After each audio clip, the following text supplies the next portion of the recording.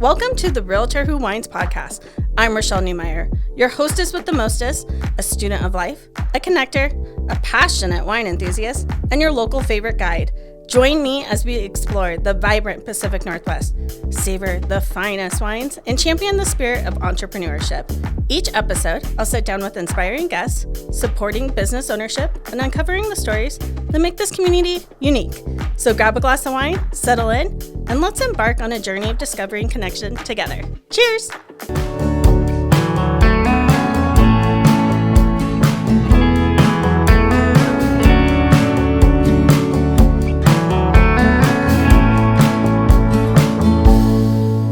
Hi everyone, welcome back to the Realtor Who Wines. I'm Rashelle Newmyer, your local realtor who loves to wine. Today I'm in Northwest Accents in Tigard, Oregon, and I'm so excited to share this location with you and the owner and founder. But I also just want to say we're drinking today Laurel Ridge Reserve Sauvignon Blanc. If you haven't been to Laurel Ridge, it's out in Carlton. Have you been there before? I have, and I love their rosé. Yes, they have their great rosé rosé. is my favorite rosé of all time. It's also female owned and operated too, which we both have a soft spot for. We do. That is my jam. Yeah. Those are my people. Well, cheers, Katie. Thank you so much for having me and Thank you. And being on today. I am excited to be here. Oh, so good. Laurel Ridge. Ooh, that's delicious. Go check Very it out. Good choice. So, do you mind introducing yourself to everybody and letting them know who you are? Yeah, I would love to.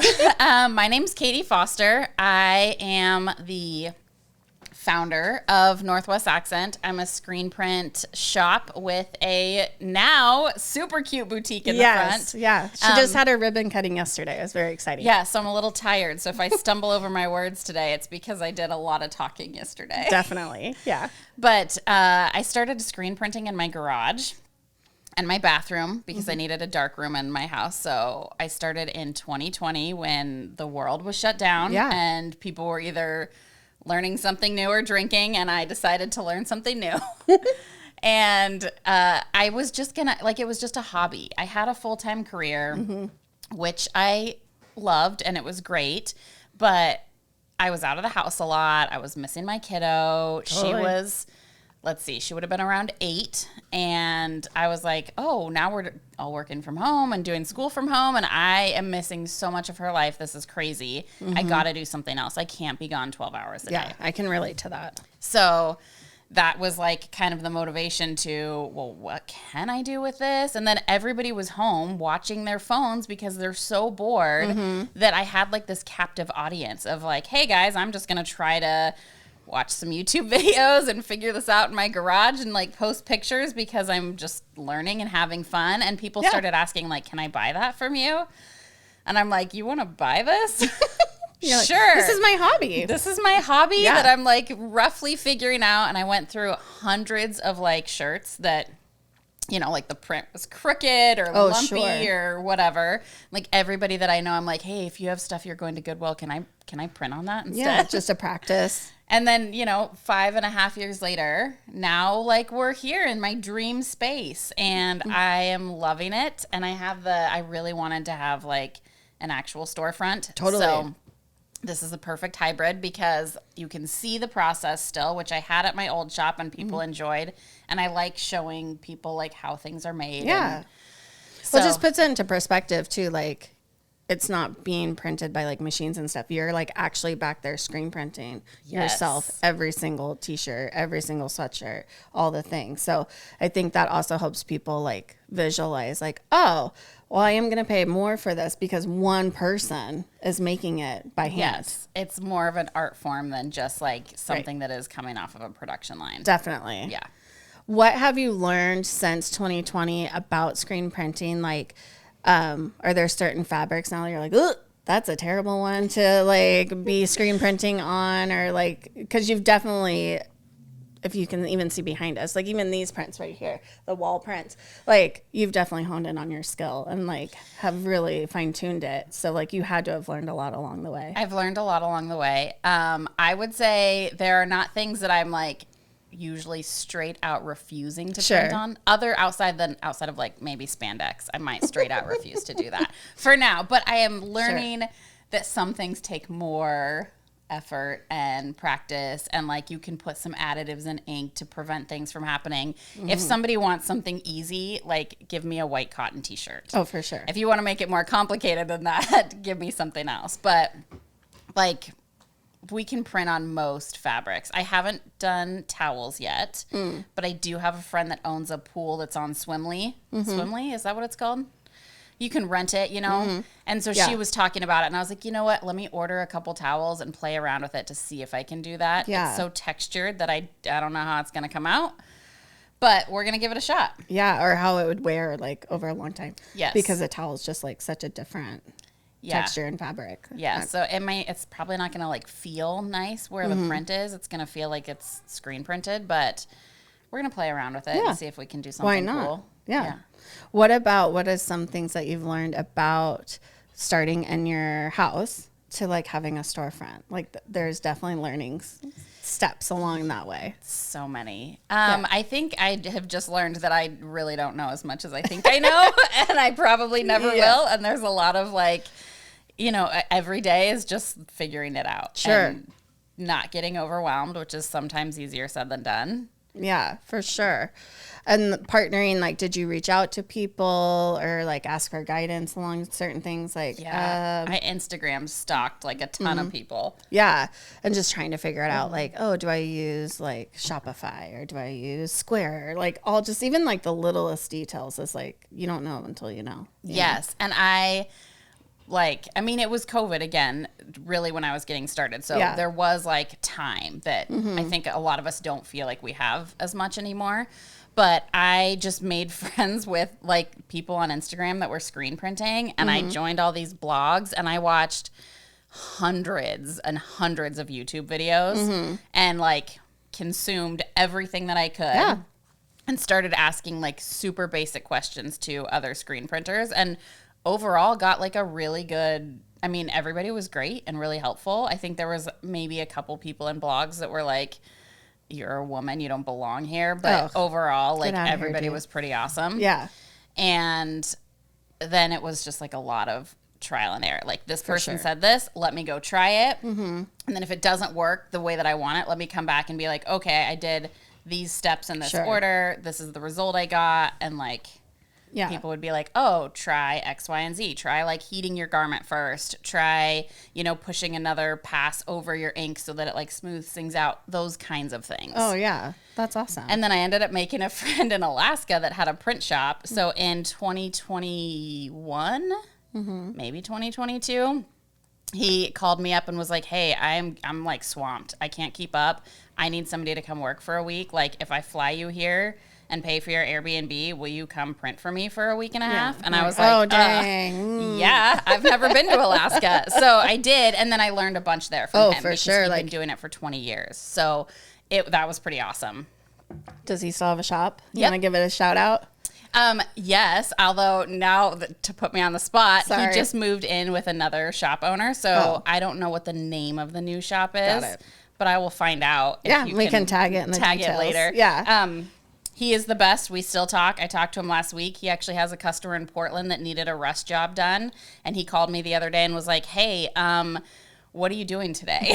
Do you have time to print like 35 shirts for me? And I'm like, no, but I mean, of course. You, of course. Yeah, so I'll figure it out. So his name is Nick. I'll find out the name of the shop. The new shop. Got it. Shout out to Nick. Shout out to Nick. He's the best. We'll tag you. A lot of the products in your shop, so you have more than screen printed products. You've got earrings and candles and like great coasters and all these things. Talk a little bit about how you partner with other businesses and like have them here too. Yeah. So my goal was I want to be like, what I was describing it as is like a slightly girly millennial version of Made in Oregon. Not that Made in Oregon's not great, but I wanted it to be like a little different vibe, just a little different vibe, maybe even like a tad on the younger side of what I feel like Made in Oregon is targeted for. And I am, you know, I've had plenty of lessons about how hard it is to be like a woman-owned business and how you have to kind of like fight to get an equal level of attention or respect. And so I really want to highlight women-owned businesses. So 90% of the stuff that's in the store that's not screen printed is from a local woman-owned business. Yeah, which I have love. a couple things that are not, but most of it is. And my goal is to keep the store always between 90 and 95% local products. Which is awesome. And you have, even though they're female-owned businesses, there's a ton of stuff in here for guys. Like, you're not just catering to, like, females. No, I'm not, because like my t-shirts are best sellers for my guys because they're super comfy, they fit nice, and I have guys that come in or their wives and are like, every time this comes out of the wash, it's the first thing he puts on. So I'm like, well, I can't can't alienate half the population. I got to do some masculine designs too. Yeah, for sure. Well, in the Pacific Northwest vibe, which is like a lot of your designs, I mean, is kind of more guy too. Like this shirt is unisex, but like guys or girls could wear this shirt. The West Coast is the best coast. Absolutely. Obviously. Sorry, East Coasters, if you're listening. Sorry, East Coasters. We're not alienating men, but we're alienating East Coasters. You can't sit with us. I do have a few that I've been working on because I wholesale to other boutiques. So I have a few things that are not like geographic specific. Like I have a Books and Coffee or some coastal stuff that's just coastal. It could be East Coast or West Coast.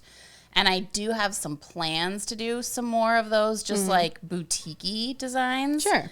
But it will always be like heavily Pacific Northwest stuff. Yeah. Well, and which is fun too, because we're both obviously from the Pacific Northwest. And so we also like to wear stuff from here with pride, but like, so do a lot of other locals. And then sometimes it's nice to have something that's not like PDX specific, because like not everybody's from Portland. So it's nice to have the more of a Oregon range or Washington type range than just PDX too, which I like. And if you're from the suburbs, right? Like, people say, oh, you're from Portland. Well, I'm not really from Portland. I'm from Tigard.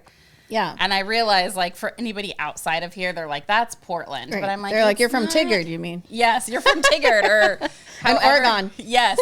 Yes. Tigard, Oregon. Yeah. And I'm like, close.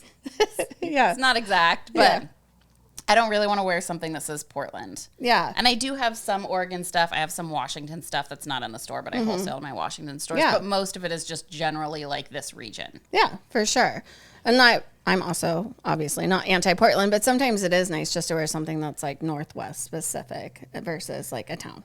Well, I mean, everybody loves to hate on Portland right now, right? Like, we're just terrible. So I'm like, all right, fine. If we're so terrible, at least you like our waterfalls and our trees and trees. Yeah. That's so funny. No offense, Portland. We love you. We do. We do. How do you select, like, because you can obviously only have like so many other businesses and at one time, how do you select, or when you partner with another business, is it like on a seasonal base or like temporary, or is it ongoing? It's hard. I'm still figuring it out. Yeah. I'm definitely still figuring it out because like the nice side of me is like, I want everybody to have a chance. But I have to be honest that like some stuff is like it was when I started screen printing, right? Like maybe it's cool, but it's not really store quality yet. Sure. And it's really hard to say that to somebody like, hey, I think you're onto something and you should keep trying, but it's a little too homemade crafty for something that I can carry in a store. Right. So I'm trying to still figure out how to do that. But I try to keep like competitors separate. So if I have somebody that makes candles, I'm trying to not bring in 3 other candle makers. That makes sense. And then once I kind of have something filled, it's filled until something changes. Yeah, something changes. Either I sell out and maybe the maker doesn't want to make more, or it's not really selling and we just kind of decide, let's try something different. Sure. I've been giving everybody about like, we'll give everything a 3-month commitment and see how things sell. Yeah. And then if they're not moving and you want to try something different with your products, I'll give you that shot before I say like, hey, I'm going with somebody else. Yeah, but for sure. It's hard. I did have somebody that like makes hats that's local try to get a hold of me and say like, hey, can you sell my hats? And I was like, well, no, because I make hats. And that's like a really direct competitive thing. So then you're asking me to like invest in your product and sell your product as a competitive against what's making what mine is. So I was like, no, I'm sorry. That's not really the right fit. And I don't think they liked the answer. It was, but you know, it's a learning process. Yeah, like, for sure. Well, and if you're in the retail space, you would just have to respect that. Like if the tables were turned, would they sell other people's hats? Probably not. My advice for makers is always like, you need to know who you're going to approach too. Like if you're coming to me and saying, hey, can you sell this? You should probably know what I sell. Yeah. Or at least something about my store. I'm not saying you have to come in and like, for sure, check everything out. Although I think if you really want to build a relationship with a store owner, it's probably a good thing to do if you can. Yeah. I did the same thing when I got started where I was contacting shop owners and being like, this is what I sell. Are you interested in knowing more?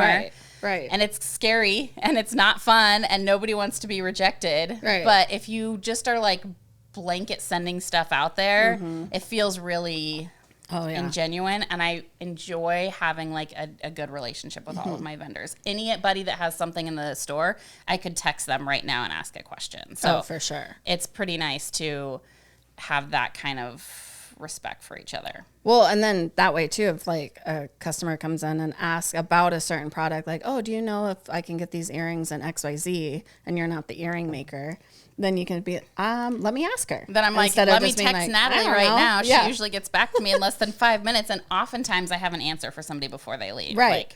Which is nice when you have those relationships. If you're like, oh, I don't know. Yeah. She just drops earrings off. Like it's just totally different when you have like a true relationship where you can reach out and connect too. It is. And it's great because I have had people come in and be like, oh, the person that makes these bags, I really want something like this, but a little bit bigger. And I'm like, well, let me ask if that's something she does. Right. And they're like, I'd love to take on a custom job. And like, here's their contact info and here's theirs, and everybody's happy. And I'm like, that was fun. Yeah. That was fun. Yeah, it feels good. You're like, I love being the connector too. That's partly why I love being a realtor so much, is like, you're just connecting people all day, every day. It feels good. Yeah, it does. Because then you're like, oh, I feel like I know you and I know you and you guys would get along. I want to like put you in contact with each other. Yeah. Maybe you'll go to Disney together. That's my goal with everyone, by the way. Everybody should go we're always trying to figure out, how do we all get to Disney together? Do you want to grab coffee or do you want to go to Disneyland? Right. Or do you want coffee on Main Street? You tell me. Yeah. Coffee on Main Street. My goal, like one of my ultimate like dream board goals, is to like pull an Ellen DeGeneres and like rent out the park for half a day with just my people. That would be amazing. Yeah. Like if I ever get to that status, I will have a whole list of just like, everyone, we're going to California. It's going to be the best day ever. Yeah. Yeah. Everybody buy this airline. We're all flying at this time. We'll take over the whole plane. Yeah. How cool would that be though, to be walking around Disneyland and you just know like everyone there? That's my neighbor. Those are my friends. Those are my friends. That's my family. We went to school together. That would be so fun. It'd be amazing. So anyways, that's like some real celebrity status. I know. Level. I don't know if I'll ever get there, but if I do, you guys are all coming with me. I believe you can. I got a store on Main Street in Tigard. You can get everybody to Disney. Yeah. I have no idea. Who knows how much that even costs today? Like when Ellen did it, that was Let's not talk 15 numbers. years ago. Yeah. Yeah. Let's girl math this. Yeah. If everybody pitches in a little bit and we all share an Uber. Yeah. It'll be like for my 80th birthday, we'll all be at Disney or something. Perfect. We'll be like, I finally saved enough. How many of those scooters do you guys have? We'll have like a rascal race down Main Street. Oh my gosh. Who needs a ride if you could get on a rascal? That's hilarious. Move over, Space Mountain. Yeah. We got rascal dreams happening here. That's hilarious. Oh my gosh. That would be really fun though. That's, I feel like when you know you're like, I've made it. Yeah. Something like that. Yeah. And we'd all have like drinks at Club 33. This is like, it would be amazing. You're like, everyone we're here, nobody else. And then we all get to go to Club 33, which nobody ever gets to do. That would be really cool. So I have to figure Disney, out if you're listening, that's my dreams. I'm sure they are. I'm sure they're listening right now. Why wouldn't they be listening? Yeah. They're like, have you heard of that Realtor Who Wines? Yeah. She's got big dreams. She's got big dreams. We should help her out. Yeah.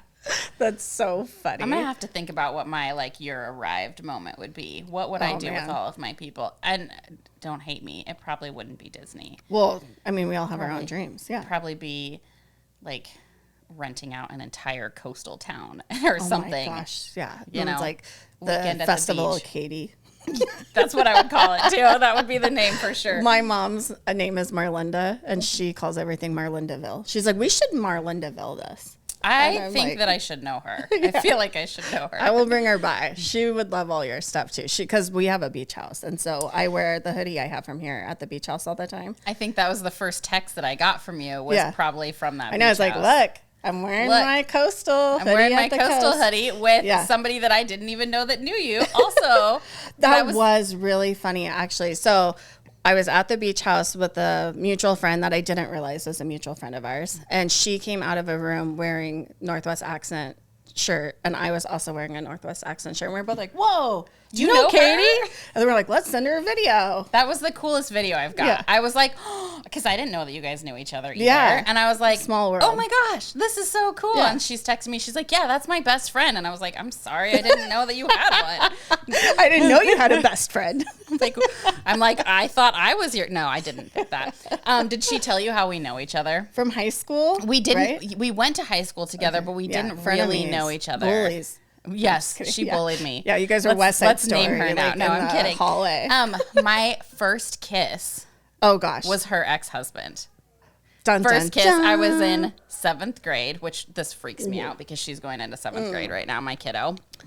But we were like on the play stage crew together because I was not going to get on stage and perform, but I wanted to be involved. So I was like, I'll just change the sets in between scenes, and that's how we met. And I kissed that guy, and then immediately was like, no thanks. Immediately no. Not anything bad to say about this poor guy that hopefully isn't most listening. Most 7th grade romances don't go anywhere. So yeah. But then she later was like, we met up at my shop because she came at the old one. She came to do a pop up, and she's like, "Do you know so and so?" And I was like, "Yeah, I kissed that guy in 7th grade." And she's like, "I married him." And like, then I didn't. Like, this is really awkward. And she's like, "No, we're divorced." And I'm like, okay. Great way to meet girlfriends. It's yeah, I made out with your husband a long time ago. That's a really good way to meet people. Anybody that would care about that, though, that's like an insecurity to the next level. Like, what do you mean you kissed my husband in 7th grade? It's like, that is true. Right. It's like, yeah, we all had past lives. Like, it is what it is. And it was 7th grade, and it was terrible and so scary. And I was like, I'm never gonna be around boys again. I won't even talk to them after this. Yeah, that's so funny. So we bonded then, and I think like that was kind of our moment that now we're friends. And she's so much fun. Yeah, she's a hoot. And then it was funny, while that same beach trip, we went wine tasting, of course. What else would you be doing if you're with me? And while we were in wine tasting, we saw 3 other female-owned businesses that we both know. And so we were like, look, Kelly's Jellies. And like all the stuff, we were like taking pictures with all these things. We were like, it's like all these people we know and their products everywhere. It was pretty cool, actually. It is cool. I love when I go places and I'm like, I know her. I know the lady that made that. Yeah. I know who designed that. Yeah. It's fun. It is super fun, and I like to like take pictures and be like, I saw your earrings today, or I saw like, you know, one of your hats in the store, kind of thing. I like to tag people on Instagram, and I'm like, look at me out and about. I'm over here at this bakery, and look, it's almost like I'm with some of my friends, right? And then it feels good. I know that fly. The fly got me too. It's the wine. The wine's fruity, and it's drawing the fly. We had the door open for several hours yesterday, so. During the ribbon cutting. Yes. That is one thing that people can do. I don't think that you realize that if you really want to support a small business, a local business, is tag them on social media. Just like that little thing. If you post a picture, even if you like buy a shirt from Katie and you're out about, and take a picture in the shirt and tag her in it. It just like helps spread the word of the different businesses and things. So it does, and you never know who's gonna see it and be like, oh, I like that, I want that. Where did you get it? And like, they might become the next best customer, or they might be like, hey, you know, I'm trying to think of like what I've shown that people have come to me for, but it ends up being a connector, and then they end up placing like a really big order with somebody that I'm like, I just wanted to show off her earrings. Like I mentioned Natalie earlier. I was wearing like, she had made some Pride earrings, and we did a pop-up at Tigard's Pride Festival this year. And so I had those on, and somebody asked about it, and I'm like, oh yeah, here's her website. Yeah. And who she is and how to find her. Or when people come in and I'm like, oh, I can tell you all about the maker. And then they can connect, and that's kind of fun. Yeah, totally. And it's just a nice, easy way to support local businesses. So like when you were at the bakery and you tag another, so you can tag the bakery and then like tag if you saw somebody like the Coasters or something in there, and then you're tagging that business. You're like supporting multiple businesses at once, and it's so easy, and it takes like 10 seconds. It takes 10 seconds. And it's also just like a little way when you're crazy running around doing parenting and working and everything to like kind of still connect with your friends. Like, hey, I'm thinking about you. Yeah. Let me give you a shout out. And then it sparks a conversation. And I'm like, the next thing I know, I'm talking to the lady that makes the coasters. And I'm like, hey, actually, I have some other ideas. And she's like, cool, let me make you a sign. So I have like a really cool open and close sign that she made that was just because we got talking about it. And she's like, oh, I could do that for you. Yeah. Well, and also as a business owner, like sometimes the thing that people struggle with the most is their own marketing. And if people are tagging you and stuff, you can just share it and be like, hey, I don't have to brag about myself or be like, come check out the shirt. I can be like, look, people are wearing the shirts. Yes, see? it's social proof. Yeah. It's my favorite on a day that I'm like, I'm overwhelmed or I'm like, I've got so much printing to do. And I'm like, or something's going on. I'm like, I know I have 900 emails to respond to. And I see somebody tagged me and I'm like, oh God, I'm still present on social media and I don't even have to do anything. I can just hit reshare. Yeah. It makes my day. Totally. Well, I'm sure you love seeing people wear your stuff and think of you to tag you, but then also it does give you something to share too. It so does. It's like a win-win. It like there's no feeling like seeing somebody wear something you made. It's so cool. Yeah. Every time I still get like, oh my God, I made that and you're actually still wearing it. And we had that moment yesterday at the ribbon cutting. They gave me 10 minutes to do whatever I wanted with. And when I saw like the massive amount of people, I was like, oh my God, I'm sweating. It wasn't massive, but it felt massive to me. There was a big crowd. I was here yesterday. There's a pretty big crowd. But I was like, I really just want to get a picture with people that are like wearing things that I've made because I haven't ever really done that before. And I mean, I've had like one-on-one pictures, but not like a group. So I was shocked when I was like, hey, I'm going to get maybe like 10 people that come up and take a picture with me. Almost the whole crowd. It was pretty cool. I was like, oh, wow. And I didn't even realize until later when people had sent me photos and I looked back and I'm like, wow, I thought there was like a couple people behind me. I didn't realize like how many people were up there. And so now I'm like, I have to send everybody thank you cards. Yeah. They made the announcement that was like, if you're wearing something that Katie's made, will you please come up? And like, it was literally over half the crowd came up. That was so cool. Yeah. It was really cool. I was so glad so many people sent me pictures and videos because I would have like had zero perspective of how everything went yesterday if I didn't have like the time to look back when I was Well, it's hard when you're in the moment of something like that too. It's just like any big event. Like you're so focused on like being the host and being in the moment and like timelines and things like that, you're not really paying attention to like the little stuff. Yeah. So it's nice when people send you stuff like selfies with each other and like in front of your stuff or just like, or pictures of you and you're like, oh yeah, I was talking to so-and-so and laughing about whatever. Yes. That was pretty cool. Yeah. That's awesome. What is some advice you would give somebody if they were like thinking about opening their own brick and mortar? Because a lot of people now get nervous about it or they're like, I'll just sell my stuff online. And you were really passionate about having a brick and mortar. So like what kind of advice would you give somebody if they were wavering between brick and mortar and online? I would say don't do it. No, I'm kidding. I'm kidding. I think I would say that's all we have for today. Thank you. And that's our time. I would say like estimate the cost of everything that you can absolutely think of way higher than you actually think it's going to be. Like if they're like, hey, your rent's going to be, let's just use round numbers because I'm an artist, not a math person, but like $100. And then your, utility bills are going to be $100 and then your merchandise is going to be $100. And you're like, that's literally everything I need. $300. I would double it and be like, at least it's going to cost you double what you think. And then add in some for that stuff that you're like, I don't know what else I'm forgetting. I've done all the research I can think of doing. There's literally nothing else. Yes, there is. There's always something else. Yeah, something will happen. I felt like moving into this space, I was like, okay, I know what to expect this time around versus like the last time around where I was like blindsided because I didn't know what I didn't know. Right. And I'm like, oh, that was so expensive. I'm like, I can do this so much more efficiently this time without all of these like hidden costs where I just then I'm like, you have to come in and buy something because I can't tell you how much money I just spent. Yeah. I still was like, oh, I need another electrician. Oh, this outlet just fell out of the wall. That's cool. That wasn't in my budget. Yeah. Oh, it's $100 for you to come look at it before like it's even fixed. Okay. Well, and even when you're like leasing a space or renting a space, like landlords and like they don't cover all that. Like the space is your space. But I don't think a lot of people realize that. They're like they'll call the like management company and be like, oh, the plumbing's not working. They're like, great. Call a plumber. Yeah. What do you need a recommendation? Yeah. It is so different than renting like an apartment or a house where it's like, oh, something broke, we'll take care of that. There is literally, they cover like the walls and the roof and that's it. Right. So it's scary, but I feel like, you know, blind confidence is helpful. Like if you just kind of think that you can do it and block out the doubt, you'll figure it out. Yeah.